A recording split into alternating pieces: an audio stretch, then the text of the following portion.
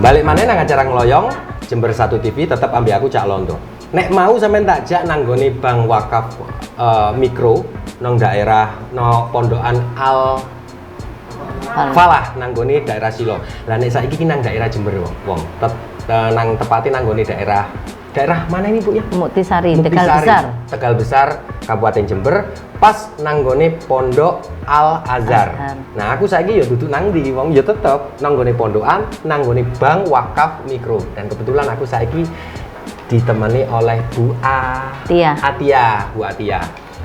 Langsung aja ngomong tentang manfaat BWM, terus kapan iki ngadeki mulai kapan. Soalnya aku sih ngomong, ngadeki paling bareng mbek Nyonya Menir, kak podo, Nyonya Menir produk jamu, ini produk bank. Bu, bisa diceritakan Bu, saya mau tanya masalah ini. Bank Wakaf Mikro yang ada di Al Azhar ini berdiri mulai kapan sih? Tahun 2018. Tepatnya kita kerjasama, kita diturun SK dan semuanya dan ikut pelatihan di Bogor. Itu bulan Oktober tahun 2018. Sekarang berarti 2018, sekarang 2020, sekitar 2 tahun ya? Iya, hampir 2 tahun. Iya. Nah, hampir 2 tahun ini bagaimana Bu? Begitu BWM ini berdiri, sambutannya dari warga sekitar, juga dari penghuni pondok itu sendiri? Awalnya kita sulit untuk mensosialisasikan. Kita sudah berusaha mensosialisasikan lewat masyarakat, lewat kelompok-kelompok pengajian dan sebagainya. Karena target kita yang harus kita rekrut itu orang masyarakat pedagang mikro di sekitar pesantren.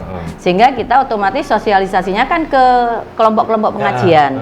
Tapi kita tidak mengatasnamakan kelompok pengajian, kita mengatasnamakan Bank Wakaf Mikro yang itu ada di dalam Al Azhar, sehingga kita lebih mudah untuk menyampaikan. Tapi tanggapan awal itu memang agak minir, karena dianggapnya paling sama, ujung-ujungnya sama seperti LKM yang lain. Begini, tapi ketika saya jelaskan tanpa bunga, mereka malah kaget. Mana ada bank kok pinjaman atau pembiayaan tanpa bunga. Nah, mungkin itu yang jadi salah satu faktor dari masyarakat itu, tenan ta iki ya. Iya. Mosok nyilih duit 1 juta balik 1 juta. Betul, itu yang menjadi pertanyaan awal dan menjadi kendala. Masa iya gitu. Bahkan tidak ada anggunan. Terus kita hanya butuh KTP, fotokopi KTP dan persetujuan suami. Karena BWM ini, nasabah BWM ini targetnya kan kepada perempuan. Kepada ibu-ibu, emak-emak. Kalau sambutannya sekarang Bu, dari ini positifnya dengan adanya BWM selama kurang dari 2 tahun ini bagaimana? Awalnya seperti itu, tapi ketika mereka merasakan manfaatnya, akhirnya ya terus banyak yang mengajukan. Semakin banyak yang mengajukan, kita kan juga semakin repot juga. Dengan yang tanpa bunga itu tadi, akhirnya kita seleksinya ketat. Akhirnya sekarang ya sambutan mereka banyak sudah yang mengajukan karena pandemi, kita nggak bisa. Jadi mereka sifatnya menunggu. Ini sudah pembiayaan yang kedua. Jadi pembiayaan itu 1 tahun kan mereka lunas 1 kali. Ketika itu masuk pembiayaan yang kedua. Nah, ini sebagian besar itu sudah masuk ke pembiayaan kedua. Dengan melihat pembiayaan kedua ini mereka tetap, anggotanya tetap, pumpinya tetap, berarti kan mereka merasakan manfaat itu.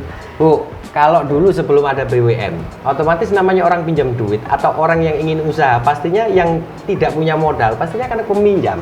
Sebelum ada BWM ini, kalau cerita dari jenengan, apa yang dilakukan penduduk sekitar sini, Bu? Sebelum adanya BWM ini? Sebelum adanya BWM, masyarakat yang ada di belakang-belakang sini sekitar pesantren, itu mereka banyak ibu-ibu yang tidak bekerja. Artinya hanya mengandalkan suami. Tapi ketika ada begini, mereka saya bangkitkan untuk semangat untuk bekerja. Minimal jualan yang kecil-kecil. Tadi gini Wong, tadi kan wis bener tuh bahwa wong sing paling beruntung itu wong sing manfaat kanggo wong liya.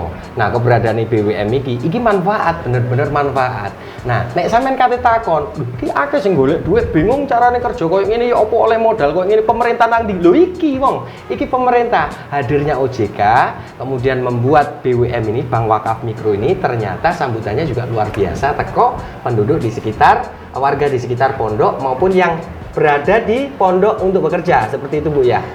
Masyarakat sekitar pondok, dan masyarakat luar yang beraktivitas di pondok. Nah, wis ngerti sampean. Jadi fungsinya ono, makanya dadi wong iku sing manfaat koyo aku lho. Masih cangkruk ini kok manfaat kan gitu.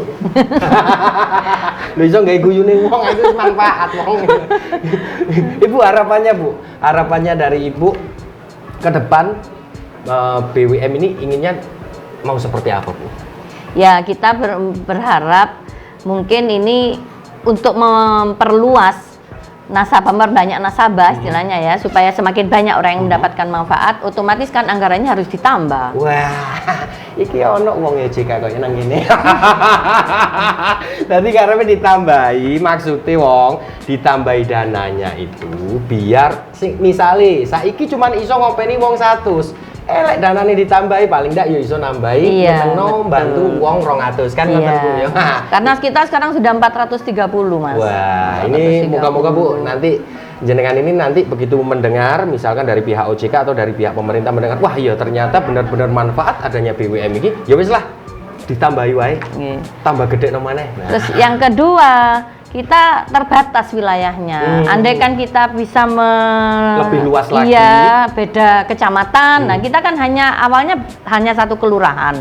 Nah, sekarang kita bisa satu kecamatan, tapi itu pun yang orang yang memang beraktivitas di sini. Jadi nggak begitu luas. Andai kan kita lebih luas jangkauannya, mungkin juga bisa dirasakan manfaatnya. Kita kok kalimat sing iki aku wis ngira wong. Sudah yakin begitu ndelok pertama kali aku memandang beliau, wah ini jelas wong apik. Lah buktinya iki wis jelas tuh. Lah iso kudu diperluas, kepinginnya itu membantu lebih banyak lagi. Betul, iya. Nah, iki mari teko kene sampean tak jak ndelok UMKM-e. Dadi sampean kan wis jelas mau teko Bu Atia, wah manfaat BWM koyo ngene, peduli koyo ngene. Tenan ta? Nah, sampean lak gak percaya, aku ya wonge gak percaya. Mari tak jak nang gone UMKM sing bener-bener merasakan manfaatnya teko BWM itu. Ojo nang ndi tetep nang Loyong Jember 1 TV.